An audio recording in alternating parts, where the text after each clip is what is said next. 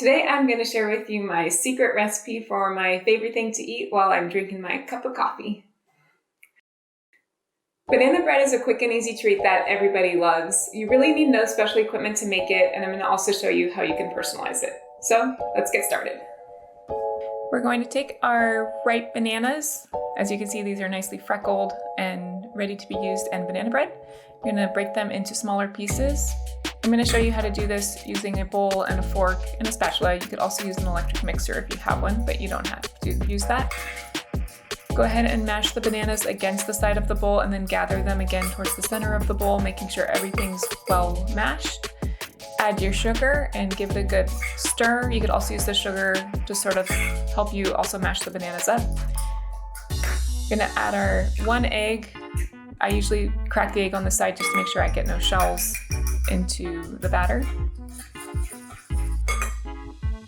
Using all-purpose flour, baking soda, and salt, you can mix those dry ingredients together and then add them to your wet.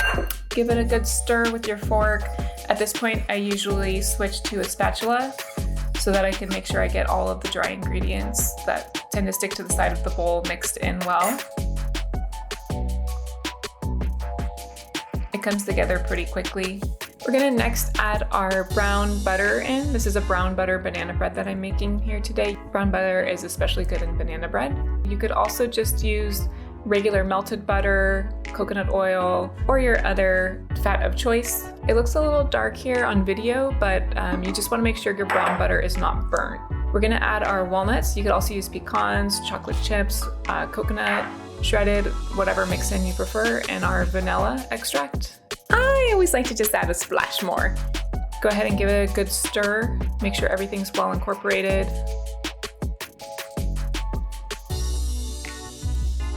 Take your pan. I'm using a 9x5 inch loaf pan and just some coconut oil for nonstick spray. You just want to make sure it's well coated.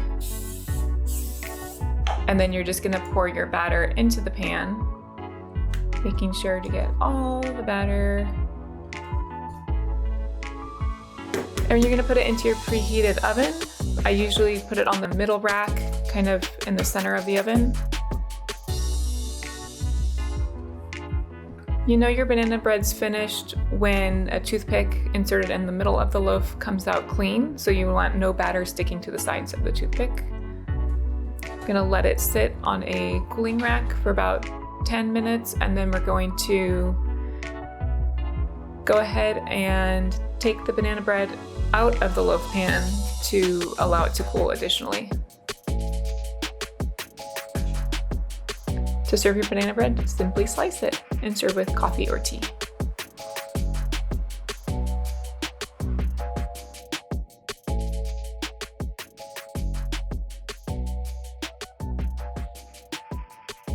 I hope you like this video. If so, please remember to give me a thumbs up, share, and subscribe for more tasty cooking tips and videos.